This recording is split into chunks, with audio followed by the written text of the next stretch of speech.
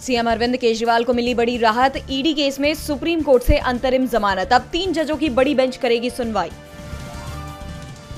CM Arvind Kejriwal को जमानत मिलने पर आतिशी का बयान। बोली, बीजेपी के षड्यंत्र को हर कोर्ट ने गलत साबित कर दिया। सुप्रीम कोर्ट से अरविंद केजरीवाल को जमानत मिलने पर संजय सिंह की पहली प्रतिक्रिया। बोले, झूठ केस लगाकर सच को कब तक कैद में रखोगे? पीएम मोदी, देश आपकी तानाशाही को देख रहा है। सुप्रीम कोर्ट ने हाथरस में हुई भगदड़ को लेकर दायर जनहित याचिका पर सुनवाई से किया इनकार। हाथरस हादसे में गई थी 121 लोगों की जान। महाराष्ट्र में आज एमएलसी चुनाव के लिए वोटिंग जारी। 11 सीटों के लिए 12 उम्मीदवार मैदान में। इंडिया और एनडीए में है कड़ा मुकाबला। दिल्ली यूनिवर्सिटी में नहीं पढ़ाई जाएगी मनुस्मृति। लॉ फैकल्टी का प्रस्ताव हुआ खारिज। गुरुवार को मनुस्मृति को सिलेबस में शामिल किए जाने की सामने आई थी खबर। प्रोफेसरों ने विरोध में वाइस चांसलर को लिखी थी चिट्ठी। सीआईएसएफ बीएसएफ भर्ती में अग्निवीरों को मिलेगा 10% आरक्षण। आयु सीमा में भी मिलेगी छूट।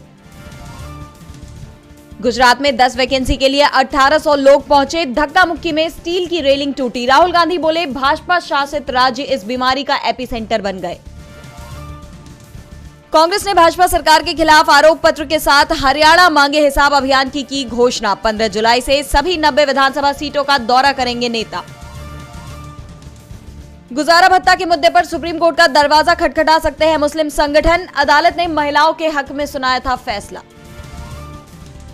यूएनएससी डब्ल्यूटीओ में बदलाव के लिए प्रतिबद्ध। ब्रिक्स की बैठक में बोले लोकसभा अध्यक्ष ओम बिरला। बहुपक्षीय मंचों के बीच सहयोग बढ़ाने पर दिया जोर।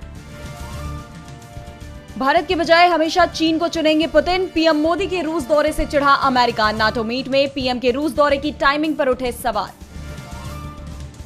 जो बाइडेन की नाटो समिट में फिसली जुबान। पहले जेलेंस्की को पुतिन, फिर कमला हैरिस को कहा ट्रंप। आलोचना पर बोले, इससे नुकसान तो नहीं हुआ।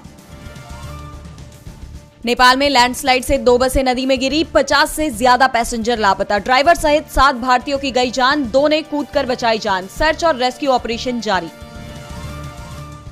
नेपाल में प्रचंड सरकार का गिरना तय। संसद में विश्वास प्रस्ताव पर आज होगी वोटिंग। नेपाली कांग्रेस और सीपीएन यूएमएल ने अपने सांसदों को व्हिप जारी कर खिलाफ में मतदान करने के दिए निर्देश।